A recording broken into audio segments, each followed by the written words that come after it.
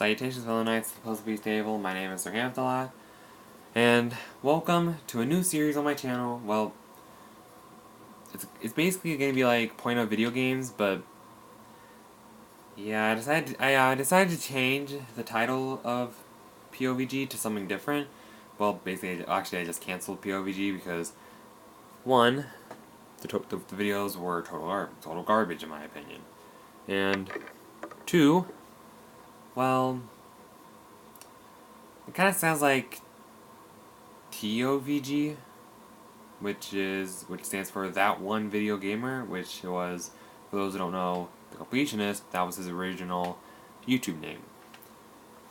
So yeah, I decided to change it from POVG to a new series, well, an Aspie's Guide to Gaming. For those who don't know, still I was diagnosed with autism, and I'm on the spectrum. Yes, I am on the autism spectrum, and I love video games. So, yeah, an Aspie's Guide to Gaming. First episode, well, I think it's going to be a two-parter, because I have a lot to talk about. And today's topic is, well, let me pan the camera down, so you guys can get a good visual of this. Today's video, well, it's going to be about one of the first consoles I've ever played in my life. The Game Boy Advance. Yeah, Game Boy Advance. Look, there you guys are. Your camera, oh no! So basically, the Game Boy Advance was not only my first handheld console, it was my first. It was one of my first gaming console. Period. Like I have so, like, it's kind of hard to explain. Basically, when I was a kid, I didn't have as many game consoles as I have now, which is like 15, I think. But yeah, back when I was like 5, I only had this and, believe it or not, a PlayStation. Even though we were in the 6th generation of gaming, home of the Xbox, Dreamcast, GameCube, and for most importantly, PS2. So yeah, basically my family I've been retro my entire life. Like, the PS2 came out in 2001 or 2000. I don't know. Like the turn of the century brought the PS2 to the market, but even so, I had a PS1 up until I was like 7. I've been retro my entire life. Holy crap. Anyway, so basically, back then I only had a PS1, and this, the Game Boy Advance. And would you believe that this is the original Game Boy Advance I own? Yeah, you can probably tell. You can't tell from the front, but in the back you can definitely tell.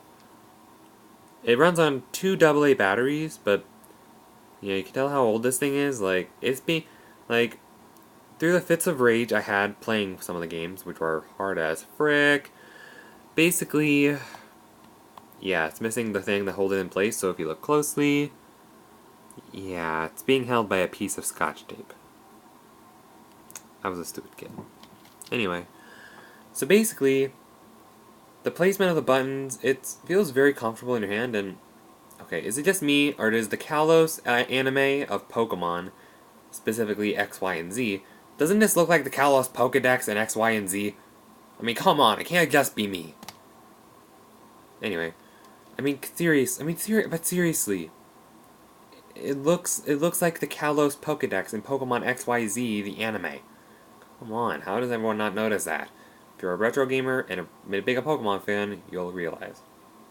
Anyway, so yeah, the buttons are, well, there's the directional pad, there's the start and select key, A and B buttons, of course, backwards, like, of course, the A. If you grew up with Nintendo, you'll always know A. Somehow B comes before A in Nintendo alphabet. Kind of interesting, actually.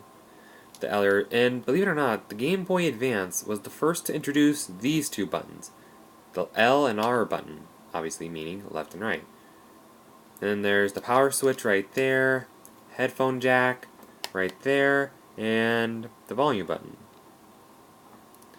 And yeah, basically love this console. But if I had to make one downside to it, it'd be this. It has the same problem as the Game Boy and Game Boy Color.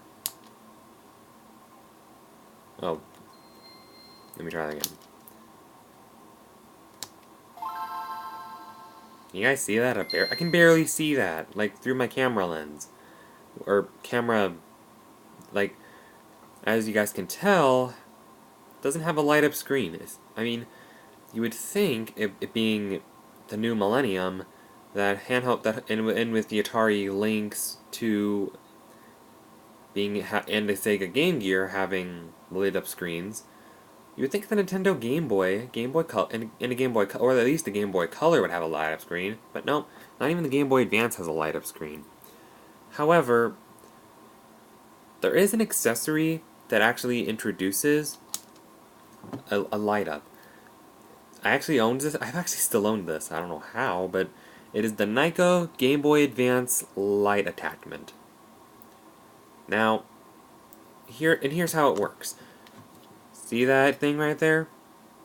You connect your game, you connect that, you plug in the Nyko light like that. So, yeah, it's awkward. And another thing, I would show you guys how it works in action, but as you can tell, very faintly, light bulb's cracked, and I have no idea how to fix that. But I can't just discuss the Game Boy Advance console itself without showing you guys the amount of gameplay for it. Now, it dawned on me just this morning, right before I set up the video, that I've played 30 plus games I've had like 30 plus games for the Game Boy Advance back when I was a kid. Of course, 2 were duplicates. But now, it's kind of downsized to this many.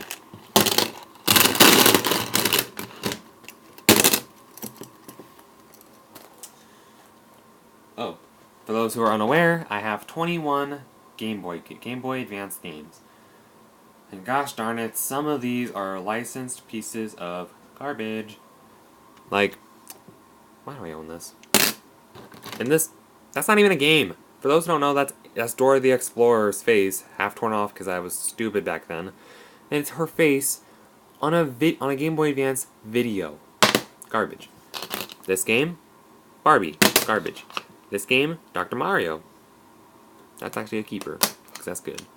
Donkey Kong Country. I was pretty stupid as a kid and couldn't figure out some controls, so I was really bad at video games. Kinda still am. Because it can't be Donkey Kong Tropical Freeze on the Switch. Yes, I did buy that. Anyway, Donkey Kong Country, Game Boy Advance, since I never owned a Super Nintendo, this was my only option for a Donkey Kong game. And gosh darn it, I can't beat the Third World. Then we have Walt Disney's The Wild. I don't even remember that movie. We have Nicktoons Battle for Volcano Island. It's a THQ piece of garbage. Enough said. Finding Nemo, THQ. Most of these are THQ games. Then there's Chicken Little, who somehow made the same game company made by the same game company who brought us The Wild. Anyway, licensed garbage. The Incredibles, THQ. Pokemon Pinball. Still play this game, I've yet to complete it. Because it's way harder than it looks. Especially since it's Ruby and Sapphire. And I don't know any of the Pokemon there. And I have to say, I suck at that game. Like, seriously. Like, I'm gotten better over the years, but still, it's hard as balls. Pac-Man Collections. This was my first video game. Period. And I love it so much, I got 2 of these. Right there. Next, we have Hey Arnold the Movie. Wait. It says someone else's initials on it. Whose is this? Barbie. Garbage. Casper. It's a console. It's a console port. It's a handheld port, but still. It's alright, actually. Kind of challenging, though. I can't figure out the control. Scooby-Doo 2, Monsters Unleashed. Garbage. It's THQ. Metroid. I wish I had a subscription to Nintendo Power. Because this game feels like a rat, makes me feel like a rat in a maze. This game, Shamu's Deep Sea Adventure, presented by SeaWorld. I don't think I've ever played this game, actually. So I can't tell you. Oh, I almost forgot.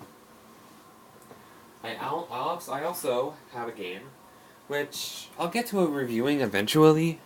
When I feel like editing software and a Game Boy player for the GameCube. Yes, I also have a GameCube now. But for those who haven't seen my Gremlins video, I talked about a few games for that console, but never mentioned this game because I got it soon afterwards. Gremlins, Stripe vs. Gizmo, made for the Game Boy Advance. I honestly had no idea this game existed. Along with another title, but that's for the Wii. But either way, I can't believe I'm saying this, but this game sucks. Like, it's worth. I mean, it stinks. Like, I can't. The boss fights are cheap. Like the cinema boss fight, which is like level 4. Good grief, I can't get past it. The boss fight at the cinema. Like, what are you supposed to do? This is like, I tried beating it at one point, like, and that's playing as Gizmo. I tried playing the game as Stripe, and I can't get past level freaking 1. So, I hate to say this, but go to heck. But yeah, as you can tell, I have a. But either way, even though over half these games are absolute pieces of mammoth dung, I absolutely love the Game Boy Advance. And honestly,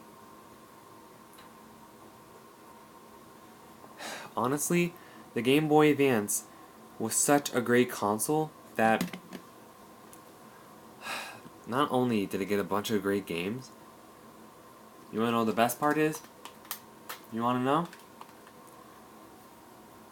They made an upgrade to it in the form of the Game Boy Advance SP.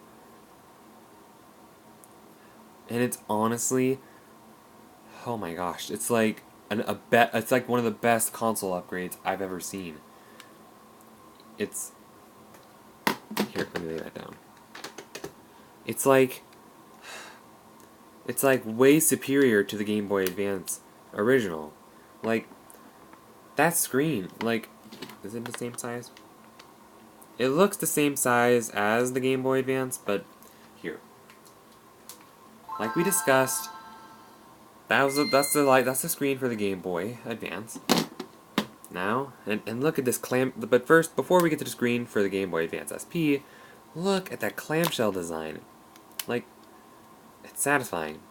Of course, the D-pad's right there. There's the A and B button, the start button, the select button, L and R, which I've gone downgraded, and volume to power, and volume, and of course the DC inputs and outputs. And by the way, that we'll get to that later. But the most satisfying thing about the Game Boy Advance SP, honestly, here. Let's compare, shall we? Oh. Let me try that again. Honestly, it has a lit up screen. And I applaud Nintendo for that. Of course, you could press this button right here and boop, turn it off. But I prefer it turned on because I can actually see the games I'm playing. And yeah, I mean, look how cool. I mean, the Game Boy Advance SP kind of looks like, it has about the same size of, like, well, another difference between the Game Boy Advance and the Game Boy Advance SP before I get to the size dip. Yeah. The cartridges are loaded into the top on the Game Boy Advance, whereas the Game Boy Advance SP are loaded into the bottom. Also, another upgrade between the Game Boy Advance and the Game Boy Advance SP. Let me grab that real quick. Like I said earlier, the Game Boy Advance runs on 2 AA batteries. I think those are AA. Yeah. But as for the Game Boy Advance SP, the batteries are rechargeable, meaning you can just plug it in and and no worries. And just plug it in and don't have to worry about changing batteries. Wrong one. You can just plug it in and play without having to save your game and changing the batteries. You can just plug it in and keep playing. So yeah, Game Boy Advance SP is a definite must-own for Game Boy handheld collectors, or any Nintendo, any Nintendo like any Nintendo handheld gaming fanboy should have a Game Boy Advance SP in their collection. And don't worry, it plays all the exact same games as the Game Boy Advance game. It plays the exact same games as the Game Boy Advance. Held upside down. Anyway, so yeah. Honestly, the Game Boy Advance will and always has been and is and will always be my favorite handheld gaming console. Like, Game Boy Advance has made me a gamer. And I can't thank it enough for that. It's just an amazing console.